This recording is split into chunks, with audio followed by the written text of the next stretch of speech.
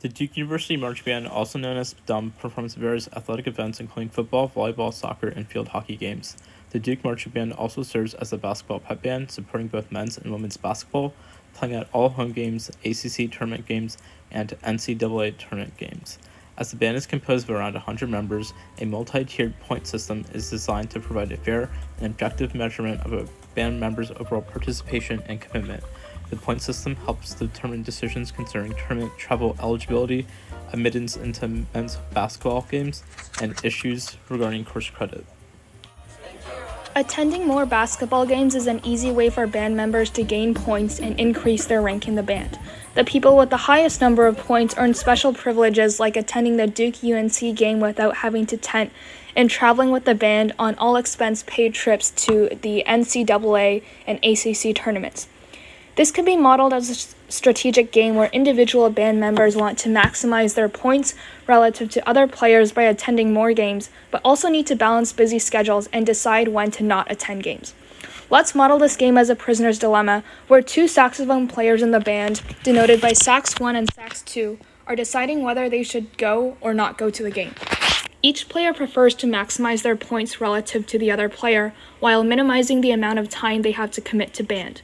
The worst possible scenario for each player is where they miss a game and the other player attends.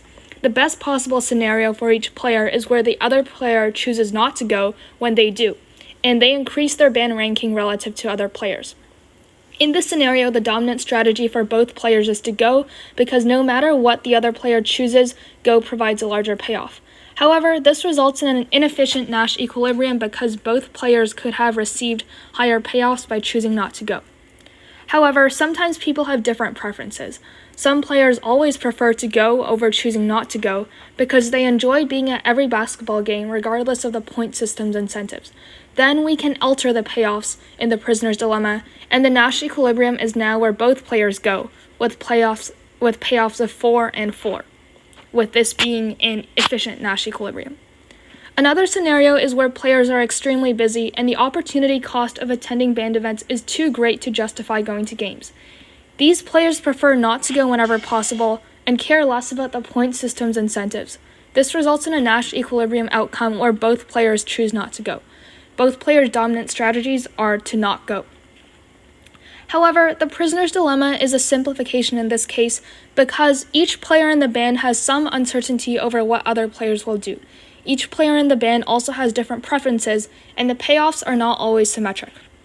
We can characterize this uncertainty by better modeling the game a different way and finding the perfect Bayesian equilibria.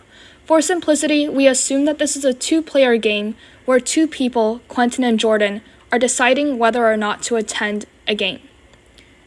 Quentin and Jordan are the two players who both play saxophone in the band and have different preferences. The preferences are represented by the payoffs in this diagram. So let's look at the strategies each player has available. Quentin has 3 strategies available. He can go, he can choose not to go, and he can also choose to make an excuse. In the band, this means Quentin would be excused for an absence, and Jordan would have no choice but to go to fill his place. And then the game ends after Quentin makes an excuse. If Quentin doesn't make an excuse, he doesn't tell Jordan what his decision will be, and Jordan will not know what happens until after he makes the decision and decides whether or not to go to the game.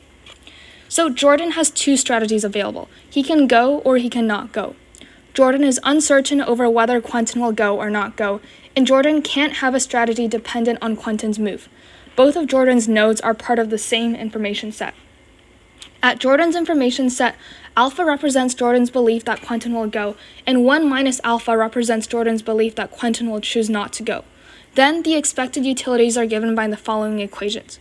Going to the game is the best response for Jordan if alpha is less than 1 over 3, and not going is the best response for Jordan if alpha is more than 1 over 3. We make the assumption that if the expected utilities are equal, Jordan will choose not to go.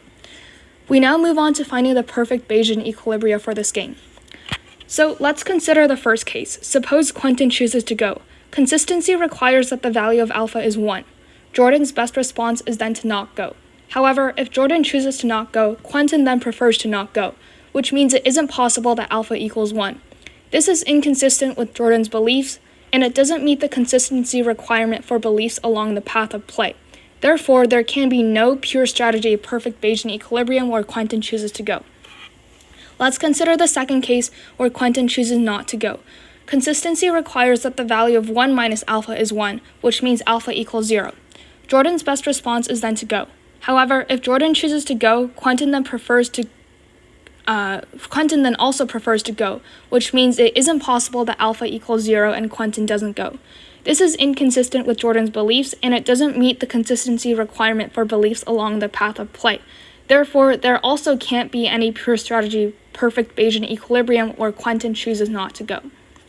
Now let's consider another case where Quentin makes an excuse. In this case, consistency imposes no restrictions on Jordan's belief at his information set. Making an excuse is the best response for Quentin only when Jordan chooses to go at his information set, which requires the belief that alpha is less than 1 over 3. In other words, Quentin goes to the game a third of the time, is Jordan's belief. In conclusion, the only pure strategy perfect Bayesian equilibrium is then where Quentin makes an excuse, Jordan has the belief that Quentin goes to the game a third of the time, and Jordan chooses to go. The path of play is that Quentin makes an excuse and the game ends.